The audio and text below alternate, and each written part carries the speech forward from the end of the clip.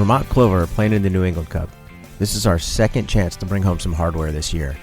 While we were ultimately not quite successful in the UPSL Division I League, losing in the final in a action-packed and madcap overtime loss 3-2 to Boston Emeralds, we are back and we are charging hard for the New England Cup. That kicks off on Sunday, July 5th in Portland against Quakes FC, and then we play games every weekend after that for the next few weeks. So we've got Quakes on Sunday, and then the following week we've got Maine Legends in Colchester at St. Mike's, and then the week after that we have Hartford Athletic 2, a UPSL Premier team that's coming to town. And then, as long as we keep going, we'll be playing in the playoffs after that. So hop on the ticket website, grab your tickets now, and come on out to support us as we chase another piece of summer hardware that's going to get us all the way through the summer. We'll see you soon.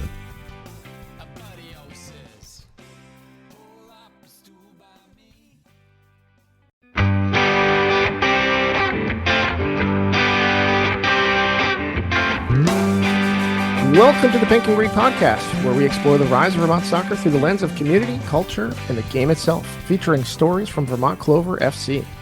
Join us as we talk with players, coaches, and the people shaping the future of the game in Vermont.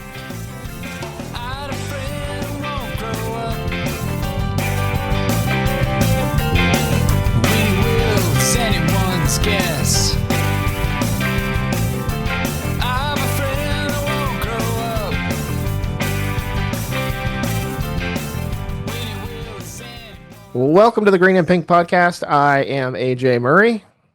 And I'm Chris George. And speaking of pink, Chris, I got to tell you, I noticed that you're wearing something a little bit different than our typical team jerseys. What you got on there, man? Yeah, it's the women's jersey. It's I'm really putting the pink in the pink and green today. That's what I'm doing. It's a pink sort of a day. I met with some people, and I just felt like showing out loud, you know? Yeah. It's a little more fuchsia than our normal muted, dusty rose tone that the men wear. Okay. And what's the color of the shorts? Is that going to be a little more vibrant? Oh, the same. Okay. Nah, it's the same. I decided to go with the dark green instead of the light green. But I'm gonna put neon green numbers on the back of these instead of the dark green numbers. We're going for full Skittles. Okay. I love it. Taste the rainbow, man. That's great. Excellent. I am excited to interview our guest today because I don't know him very well. We see each other a lot at practices and games, but fairly in passing. Salutations, handshake, and off we go. I'm excited today to interview assistant coach of Vermont Clover, Al Karam. Al, how you doing? I'm doing great, AJ. Thanks for joining us.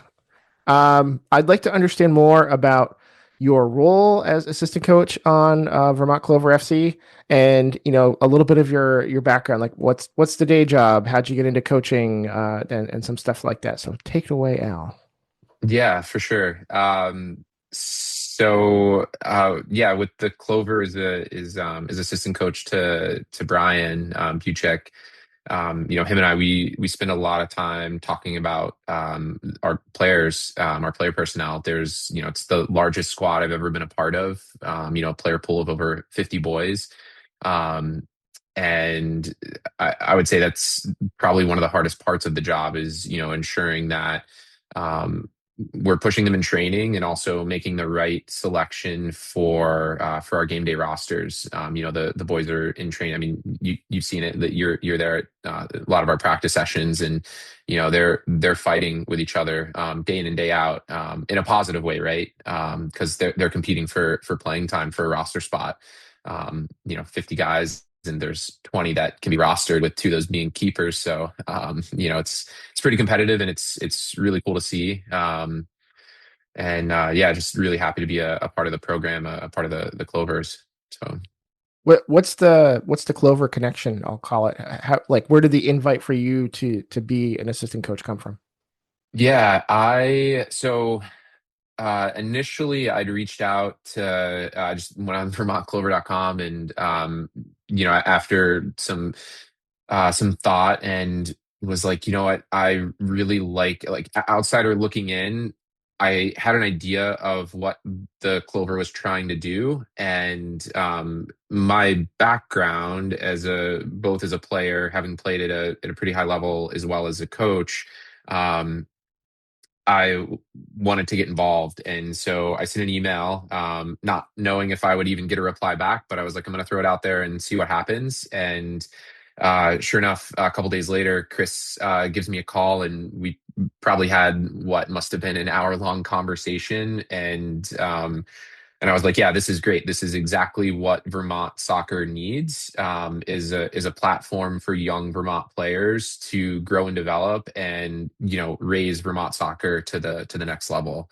And Yeah, that led to, hey, look, we want you as a part of the program. Come to a training session and let's see where you fit in.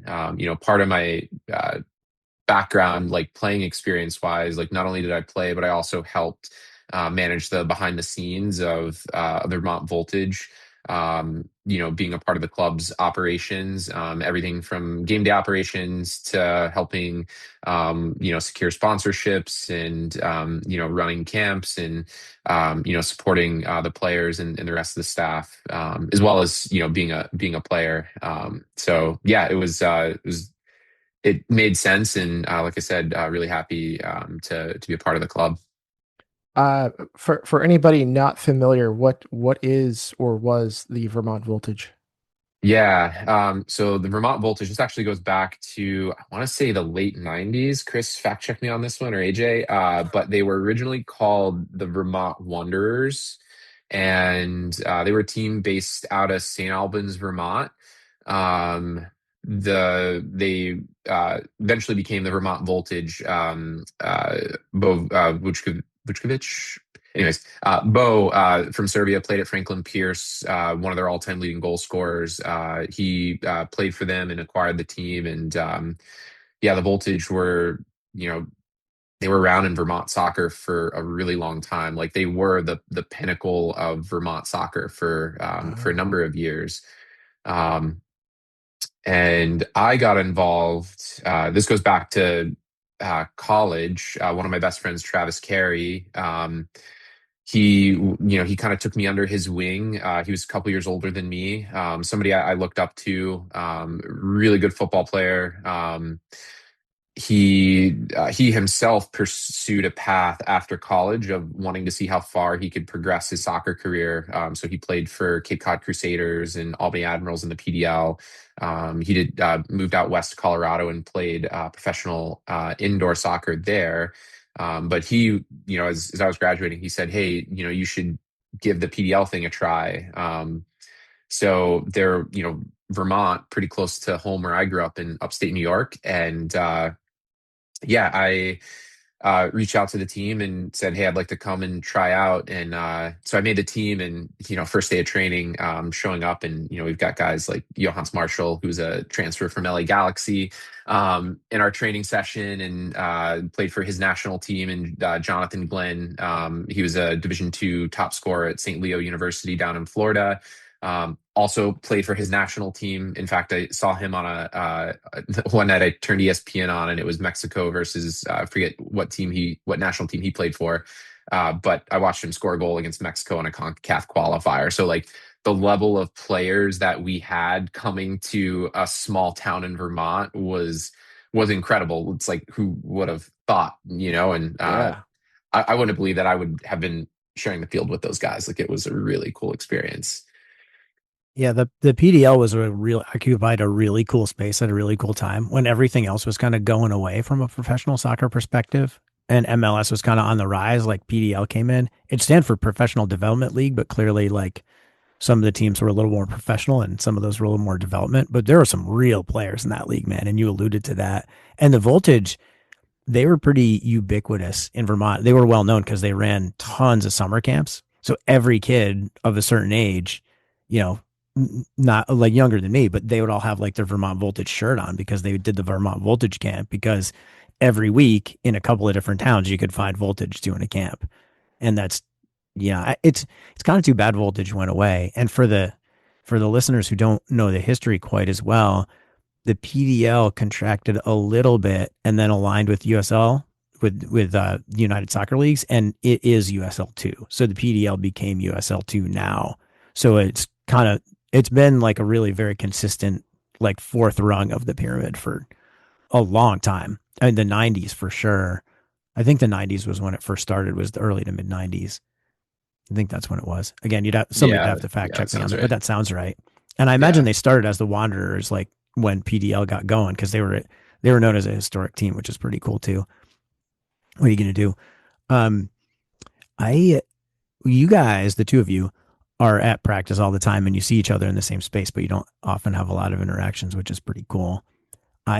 The question I have really for you, Al, is the other coaching stuff that you're doing. How does what we're doing at Clover compare to the stuff that you're doing, not at Clover? Because well, actually, let me preface that by saying I'm a little rambly. We don't just bring whomever in. There's a person's got to have a fairly specific kind of resume and experience set to be able to, even have that conversation that we want to think of them in, leadership kind of position. Like Brian has it, you have it. There aren't that many people around that have coached and or played at the level that you have experience at, but you're not doing that now, at least until Clover. So what is the other coaching you're doing now, and how does that compare to Clover? Yeah. So I'm an assistant coach at Far Post right now, with our U16 boys. And then I've also been the head assistant at for BHS girls varsity soccer now for, I think this is going to be my 13th season, which is also insane to think Wow. about. Um, yeah, I mean the level is just it's different. The U16 club boys, what we're working on is more fundamentals, foundation type work. So that way those players are able to compete and maybe get a JV spot or maybe fight for a varsity spot. And a lot of those players, or not a lot of those players, but some of those players that they're just playing because they want to be there with their friends and they enjoy playing soccer, but they might not want to reach the upper echelon, right? Um, BHS girls varsity soccer, for at least for now, that is high school soccer is like the top for a lot of those athletes. Some will leave and they go and they travel to Boston to go play or whatnot. But high school soccer is what I enjoy about that over club is you have a defined start and a defined end, and so you're working towards something. Club soccer, I've always viewed it as like, and the players don't always see it. Some of them do. Some of them are more bought in. It really depends on who, and then who you have as a part of your team. But club is more about just every day coming in and trying to improve your skills as a player. Um, with high school soccer, right? I mean, it's a sprint out of the gate from day one until the last day of playoffs. Like there is no letting off the gas, because if you do, it's really hard to make up ground. When I look at Clover, these are some of the top guys in the state, right? That are coming in, that they're competing with one another to see how far they can push themselves. And your point on leadership, like it's interesting to see the boys in training and the feedback that they're giving one another. Almost to the point to where Brian and I, are more hands off, and the boys just kind of do their thing. But there are times where we do come in and we impose ourselves and give that guidance to them when they're faced with adverse situations or they're not sure how to deal with it. A couple games that we've had recently, you could see the guys like getting a little frustrated. They've been put under some intense pressure, right? Like there's a target on our back being, the like one of the two top teams in our division, and taking on that pressure is it's a lot. So having that experience and being able to relate that and give that feedback to the boys to help them get through those difficult situations, it's for me that's really rewarding. Yeah, coaching a player that has experience beyond the stuff and is competing day to day for their jobs, like they're doing at college, is completely different. I love high school soccer. I think it's one of the, and not just high school soccer, but high school sports in general. It's like one of the most pure expressions of like sport I think that exists, because you generally have a mix of ability. You have kids that have known each other, generally their entire lives, and they represent their community. Like they're wearing Burlington on their shirt, right? In a way that club is just not like that, right? No. Yeah. And other sports, it's just so cool. And maybe it's different in Burlington, but down here in Middlebury, like we love high school sports. Like people show up for football games, like people show up for soccer games because there isn't. I mean, it's everybody's kids and their neighbors and their friends, and it's a really cool community vibe. It's one of the things that I really want to bring to Clover, even though we represent a lot of communities. I want us to be like, for lack of a better term, Vermont's high school, right? Where it's like everybody feels that they're like equally owners in this process because we try to represent everybody from Vermont. It's a back end goal of mine, I think. Yeah, it's interesting you bring that up. But there was a kid I played with on a men's league team from Germany. We had a capital men's league team a few years ago, and he got stuck in with us for the summer. I forget what high school he went to, but I was just curious. Was having a conversation with him about what soccer was like back home, and he said it's nothing like this. I go, what do you mean? And I was like, is it like the level of play? Or he's like, no, no, no, no, no. He said going to high school games is another level. You don't have people that come out like that for like our version of like a school game. He said to see people come out on a Friday night, a Wednesday night, to support, is like, it was just what a cool experience. And yeah, you're spot on. You don't really get that at the club level at all, but high school you do, and that just makes it like so enjoyable. And those high school playoff games are like, and the best part, so there was a team that I coached at Queen City, and the team was basically half Colchester and half South Burlington girls. And girls can be certain ways sometimes. And they were like they were like the best of friends, right? And then they would play each other and they hated each other for like an hour and a half. And then they would always take, like, after the game, all the players that played on that team would get together and take a picture in their uniforms and they'd send it to me after, this happened a dozen times over the course of their high school careers. And every time it's just like, yep, another game, not about who won, not about who lost. It's just like people kind of like, can you put aside the fact that you're friends for a minute and then become friends again? It's cool. I think that that's the cool relationship between like the club and the high school thing. Right. Yeah. I, yeah, that's, I don't Yeah. know. Yeah. I love it. I'll see our girls, like, we go to battle against Colchester, and when that whistle blows, it's just, gloves off, like they're just going at it. And then into the game, they're giving each other hugs because they played club ball together. And it's really cool to see.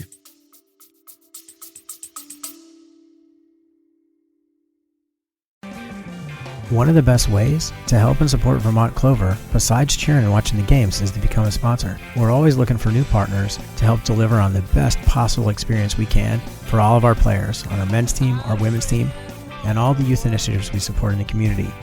If you're looking to help out, consider being a sponsor. You can get in touch with me at chris@vermontclover.com.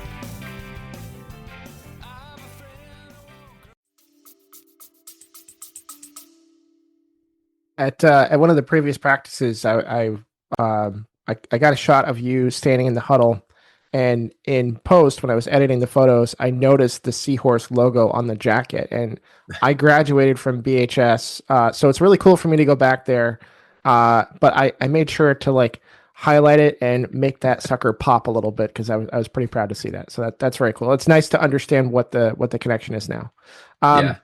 I want to ask, when did you kind of know that soccer was something that you wanted to do, basically for life, right? Like where did that like kind of addiction come from?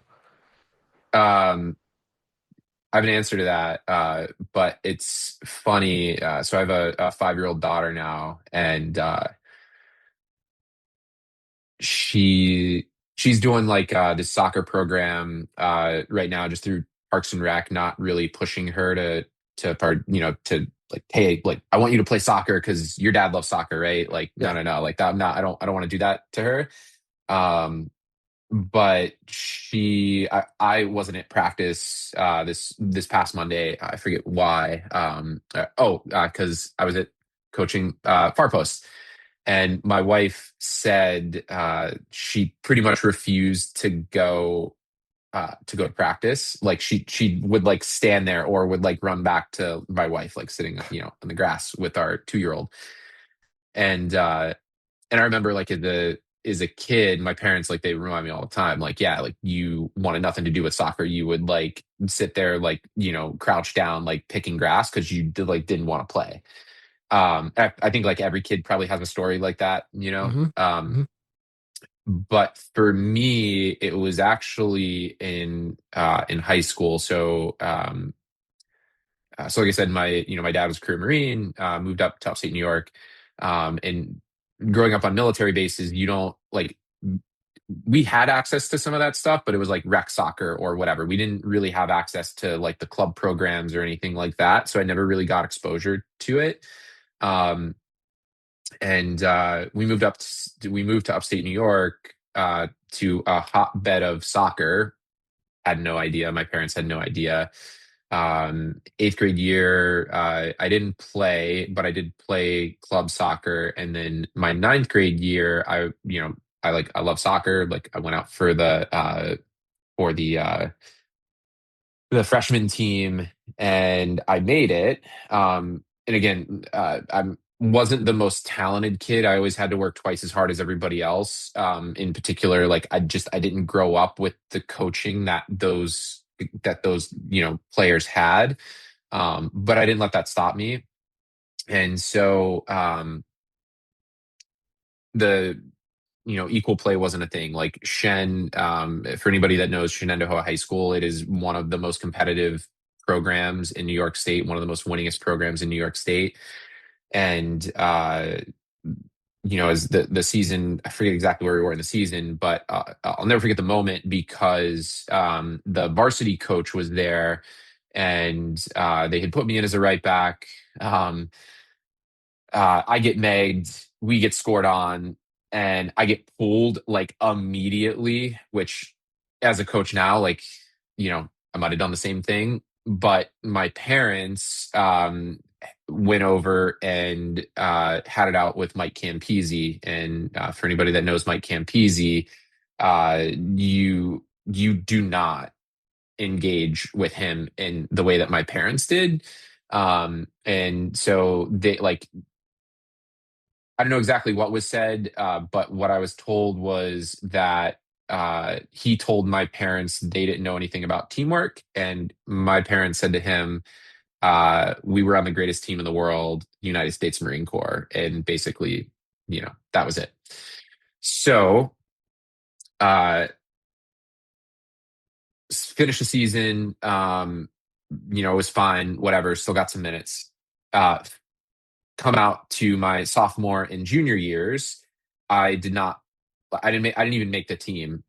And that, like, lit a fire in me. Like, it just burned and, like, made me want to say, you know what, I'm not going to let whatever happened dictate what I want to do.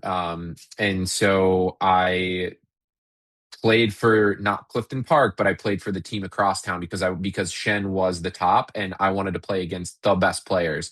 So I went to a different team. I went to Shen and Taha Soccer Club because they played against those players. And come my senior year, I was, again, worked really hard. Come to tryouts, it's the day of cuts.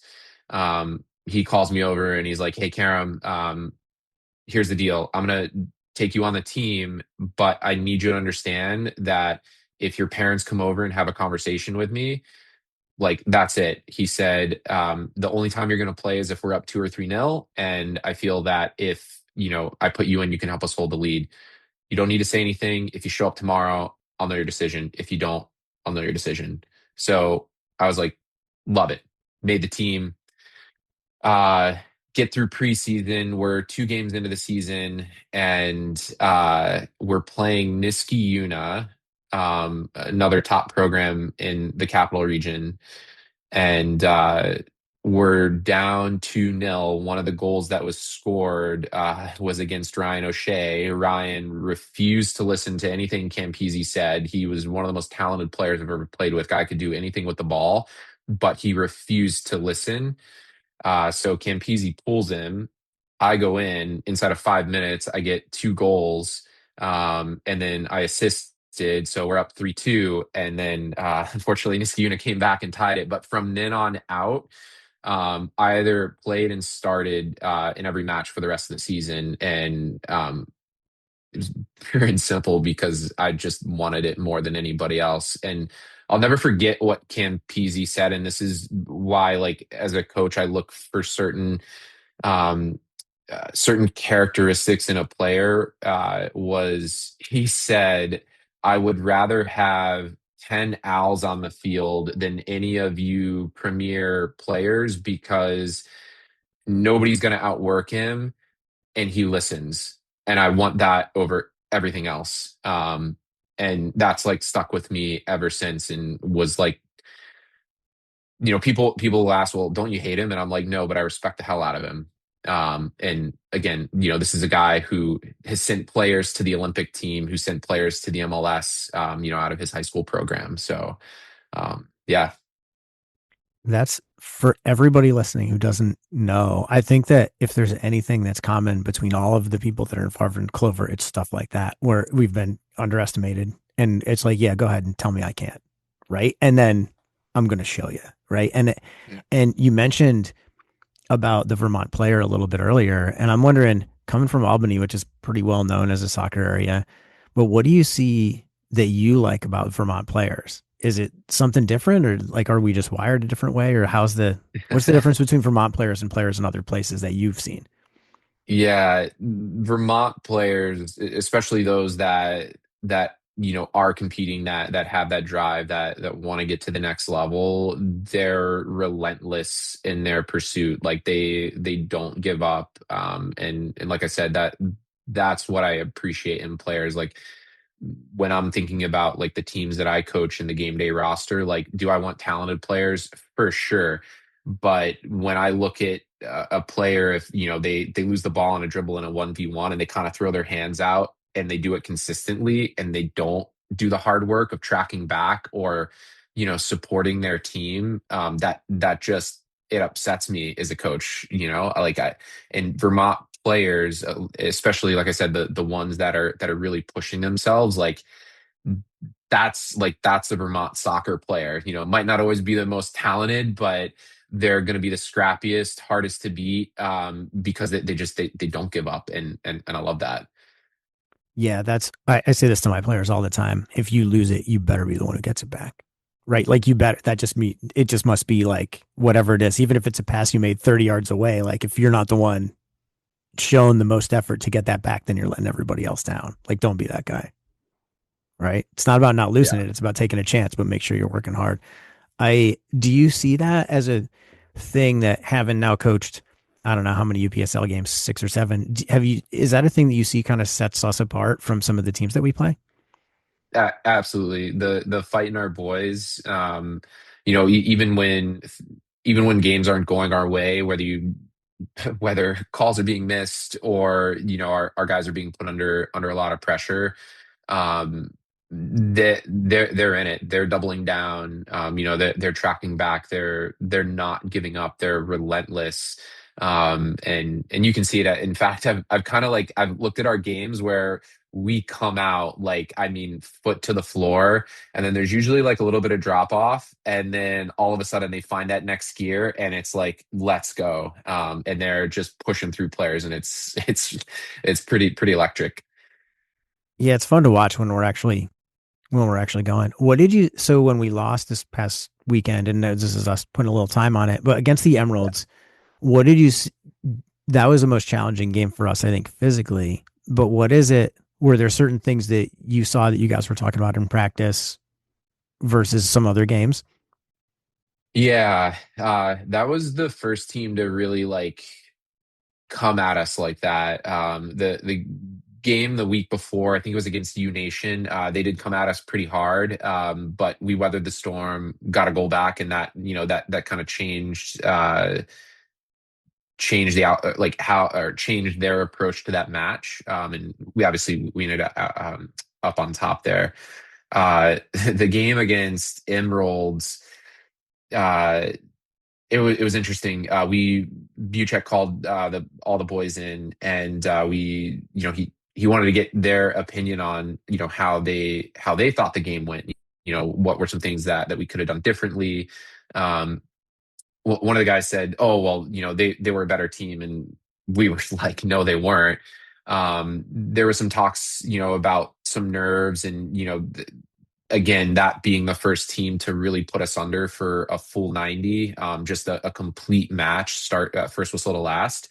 Um, there were some things that we could have done better, winning a lot of the 1v1 battles, that for some reason we just didn't get stuck in the way that we normally do.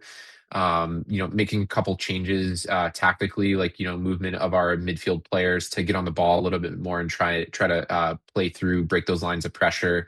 Even we talked as well about taking more risk. We didn't take the risk that we had in past games. And again, I think that was because of the pressure that Emeralds had put us under. So, looking to hit them on the counter, playing, diagonal balls to the weak side as an example, or even working to anticipate when we're out of possession, not letting them build and taking risks, getting players forward so they can't play out. So the boys were the ones saying all of this, not Brian and I. We had talked about it beforehand with Lou and Gabe, and they all pretty much said exactly what we said as coaches. So again, it was really cool to hear the boys talking about the things that the coaches talked about before the session started and before we had that conversation with them. So they're aware, and now they know what we need to do to get it done for the next game. Yeah, I think that's one of the things that working with good players is like they know. And they're a little bit younger. So maybe in the moment they don't necessarily realize it and have a solution for that. So I've always thought, and I think you and Brian do a really good job at this, and not just you guys, but the rest of the staff as well, of recognizing, hey, if I can just say this one little word or this one little thing, it's going to get you to the solution. Versus when you're working with younger players, they need to be shown the solution a little bit more, right? Or told the solution a little bit more because they don't have the scope of experience, game or life or whatever to be able to come to those solutions on their own. I think that's a really cool thing that you guys are bringing out of them. In the coaching courses, they always say, "Oh, ask a lot of questions," and you have to. But there are some ages or some groups of kids that like the questions aren't ever going to get you there. Yeah, and that's how I've always viewed soccer, is it's a problem to solve, right? And as a coach, by the time, like for people that are at the game, we give some feedback to the players, but we let the players kind of do their thing. We might make a few adjustments mid game, but the 90 minutes that the boys are on the field, like it's about them, it's not about us. And we want to make sure that we're equipping them in training with the information that they need to be successful in the match. And that's whether it's Clover or when I'm coaching my U16 boys or coaching the BHS girls. It's the I follow that same principle throughout. Ask questions because you need players to think to be able to solve those problems as they occur in real time on the field. Yeah. What's something that you've learned so far that was an unexpected thing, maybe? I really appreciate Brian's man management. I think he does a really good job of trying to connect with the players. I've always taken the approach, and maybe this is just because of the environments that I grew up playing in, of trying to create a separation between the players and the coach. Um, but he's the opposite. He brings them in, he loves them, he embraces them. He wants them to know that, hey, I'm here for you. But also holds firm in some instances where you ask a player to do something, they don't do it. It's now it's okay. Now we're going to have a conversation about that. But those conversations are few and far between, in part because our guys are just they're amazing human beings, apart from being amazing soccer players. Nice. Well, as we wrap up the conversation here, Al, I'm a big proponent of mental health. What do you do to help, keep everything stable outside of soccer? Love that question. My wife is amazing. First off, she's taking on a lot. As I'm working, coaching with Clover, I'm still playing myself on top of all the other things that I'm trying to do. But I do, I try to do a really good job of creating that separation. So being present, meaning like when I'm at home with my kids and my wife, like I'm there with them. I'm not, on a phone or distracted by something else. And then, I find it important to take care of myself. So like I said, I still do play, because I love to play. I love to compete. And then, I get out mountain biking and go for runs and stuff like that too. So I need that for my mental sanity. Yeah, I love it. I want to take a minute to remind our listeners, if they want to support Vermont Clover FC, you can do so by buying tickets at vermontclover.com. Don't forget to check out our swag shop and give us a follow on Instagram. We are Vermont Clover FC. Al, thank you so much for joining us. This has been really fun for me to get to know you. Any parting words before we wrap it up? Only thing I gotta say was Boston City Emerald was a fluke, and we're gonna win this thing. I love it. Yeah, it's going to be satisfying to go into their place and beat them in front of their 10 fans and then go celebrate in their pub. That's what Brian and I have a plan. We are going to take the team to their pub after we beat them in the final. That's right. It's going to be great. Yeah. So everybody is on notice that, that's how it's going to be. That's awesome. All right. Well, this has been a wonderful show. Join us next time. I'm AJ. And I'm Chris. We'll see you next time on the Pink and Green Podcast. That's going to do it for today's episode of the Pink and Green Podcast. A huge thank you to our guests for joining us and sharing their story. If you enjoyed today's conversation, be sure to subscribe wherever you get your podcasts and leave us a review. It helps more people discover the growing soccer community here in Vermont. You can follow Vermont Clover FC and the Pink and Green Podcast on social media for updates, match coverage, and behind-the-scenes content throughout the season. Thanks for listening, and we'll see you next time. Until then, keep supporting local soccer and keep the game growing.